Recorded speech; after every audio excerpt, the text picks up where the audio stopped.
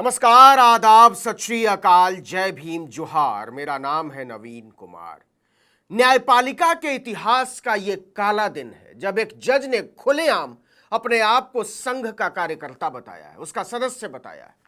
क्या आप कल्पना कर सकते हैं कि देश का कोई जज अपनी सीट पर बैठकर खुलेआम पूरी ठसक के साथ बोल दे कि हां मैं हूं कांग्रेसी, हां मैं हूं कम्युनिस्ट, या मैं हूं शिव सैनिक, या मैं हूं द्रविड़ पार्टी की जड़ों से जुड़ा हुआ? सोच सकते हैं। लेकिन एक जज ने साफ डंके की चोट पर कहा है कि हां मैं हूं संघी, और यहां से निकलने के बाद फिर से संघ में चला जाऊंगा। और इसके बाद वो जज ये दावा भी करे कि वो निष्पक्ष है। कौन भरोसा करेगा इस पर? वो भी तब जब महिलाओं को लेकर गंदी और सड़ी सोच वाले अभिजीत गंगोपाध्याय जैसे संघी जज का उदाहरण हमारे सामने है, जिन्होंने चुन चुन कर तृणमूल कांग्रेस के खिलाफ फैसले दिए और जज की कुर्सी से उतरकर भाजपा की टोपी पहनकर बैठ गए। सॉरी माय लॉर्ड, अब हमें आपको देखते हुए माई संघी माई लॉर्ड कहना पड़ेगा। मेरे हाथ में 21 मई का टाइम्स ऑफ इंडिया है। इसकी हेडलाइन ही है, कलकत्ता हाईकोर्ट के जज ने कहा आरएसएस के सदस्य के तौर पर मैं फिर से वहीं लौटने को तैयार बैठा हूं। मतलब पहले भी संघी थे, बाद में भी संघी होने की हसरत है, और बीच में जज साहब बनकर सैकड़ों राजनीतिक मामलों पर फैसला करना है और दावा कि मुझे निष्पक्ष भी माना जाए। जज साहब ने सीधा कहा कि मैं संघ का सदस्य हूं।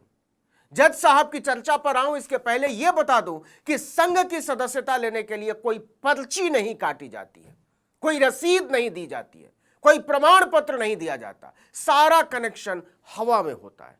संघ जिसे चाहे दूध की मक्खी की तरह निकाल कर फेंक दे, क्योंकि इसकी कोई लिखत पढ़त होती ही नहीं है।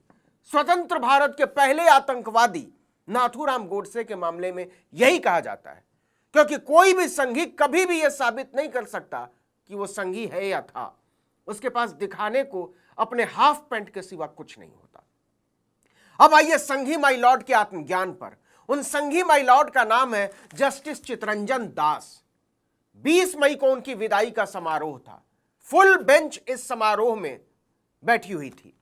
फुल बेंच का मतलब होता है हाईकोर्ट के सारे जज। आपको बता दें कि कोलकाता हाईकोर्ट में इस समय 46 जज हैं, और जस्टिस चितरंजन दास ने सबके सामने कहा कि मैं हमेशा से एक संघी था और अभी भी एक संघी हूं। इस समारोह में उन्होंने बिना किसी संकोच के अपना दिल खोल कर रख दिया। जस्टिस दास ने कहा, मुझे यहां यह स्वीकार करना होगा कि मैं आरएसएस का सदस्य था और हूं। क्या यह जज के तौर पर खतरनाक स्थिति नहीं है, जब एक हाईकोर्ट का जज खुलेआम बोल रहा हो कि मैं संघी था, संघी हूं और संघी रहूंगा? सॉरी माई संघी मिलॉर्ड, आपकी निष्पक्षता संदेह के घेरे में है, और यह बात आपने खुद साबित कर डाली है। जस्टिस चितरंजन दास ने कहा कि पेशेवर कारणों से 37 वर्षों तक आरएसएस से सक्रिय दूरी भले रही हो, लेकिन वैचारिक रूप से वो संगठन से जुड़े हुए थे, और अब मैं फिर से आरएसएस के लिए काम करने के लिए स्वतंत्र हूं। सॉरी संघी माई लॉर्ड, आप तो स्वतंत्र हैं, लेकिन यह मानना बहुत मुश्किल है कि ऐसी खुली संघी सोच के साथ आपने न्यायपालिका को स्वतंत्र रहने दिया होगा, क्योंकि आप मानते हैं कि आप जज रहते हुए भी वैचारिक तौर पर दरअसल दिल और दिमाग से विशुद्ध तौर पर संघी थे। जज साहब ने फरमाया है कि मैंने अपने जीवन में कुछ भी गलत नहीं किया, इसलिए मुझ में यह कहने का साहस है कि मैं आरएसएस से हूं, क्योंकि यह गलत नहीं है। चलिए मान लिया कि संघी होना गलत नहीं है, तो क्या कोई जज कह सकता है कि मैं दिल से कांग्रेसी था, फिर से कांग्रेसी हो जाऊंगा और बीच में भी कांग्रेस के विचारों से जुड़ा हुआ था? या कोई कहे कि मैं दिल से तृणमूली था, हूं और रहूंगा? या कोई कहे कि मैं दिल से कम्युनिस्ट था, हूं और रहूंगा? या दिल से कोई कहे कि मैं शिव सैनिक था, हूं और रहूंगा? यह कल्पना करना भी आज की तारीख में मुश्किल है। यही संघी और भाजपाई अभी तक सिर पर खड़े होकर न्यायपालिका की साख की पताका धरती में दफन कर चुके होते। आपको बता दें कि चितरंजन दास 15 साल तक हाईकोर्ट के जज रहे, और कोलकाता हाईकोर्ट के जजों में वरिष्ठता क्रम में वो तीसरे नंबर पर थे, जस्टिस टीएस शिवागनमन और जस्टिस इंद्र प्रसन्ना मुखर्जी के बाद। जस्टिस चितरंजन दास ने साफ कहा कि मैं अपने संगठन में जाने के लिए खुशी खुशी तैयार हूं। आरएसएस मुझे जो भी काम देगा मैं पूरे दिल से करूंगा। हालांकि उन्होंने साथ में यह भी जोड़ दिया कि संघी होने के बावजूद मैंने आरएसएस की सदस्यता का कभी इस्तेमाल नहीं किया, क्योंकि ये मेरे संगठन के सिद्धांतों के खिलाफ है। संगठन के सिद्धांतों के खिलाफ। तो संगठन तो कभी संविधान के भी खिलाफ था, भारत की स्वतंत्रता के भी खिलाफ था। तो इस बात की गारंटी कौन लेगा कि संघी मिलॉर्ड ने अपने फैसलों में कभी भी संघ की सोच को आगे नहीं आने दिया होगा? यह एक फैसले का जिक्र करना बड़ा जरूरी लगता है। इससे संघी जस्टिस चितरंजन दास की सोच समझ में आ जाएगी। 19 अक्टूबर 2023 की बात है।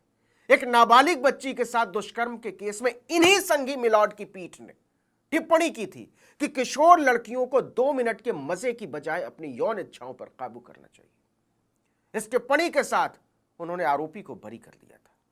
यह है संघी मिलॉर्ड की सोच। सुप्रीम कोर्ट तक संघी जज साहब के सोच से शर्मिंदा महसूस कर रहा था। और 8 दिसंबर 2023 को न्यायमूर्ति अभय एस ओका और न्यायमूर्ति पंकज मित्तल की पीठ ने कहा था कि यह टिप्पणियां पूरी तरह से संविधान के अनुच्छेद 21 के तहत किशोरों के अधिकारों का उल्लंघन है। यह न केवल बेहद आपत्तिजनक है बल्कि पूरी तरह से अनुचित है। और इसके बाद संघी मिलॉर्ड कहते हैं कि मेरा किसी को लेकर कोई झुकाव नहीं रहा फैसले में। मैंने सबके साथ समान व्यवहार किया है, चाहे वो अमीर हो, गरीब हो, कम्युनिस्ट हो, बीजेपी का हो, कांग्रेस का हो, तृणमूल का हो। क्या इसे माना जा सकता है कि अपने आप को संघ के विचारों के प्रति पूरी तरह समर्पित कार्यकर्ता जज की कुर्सी पर बैठकर फैसला करते हुए अपने आप को निरपेक्ष बनाकर रखता होगा?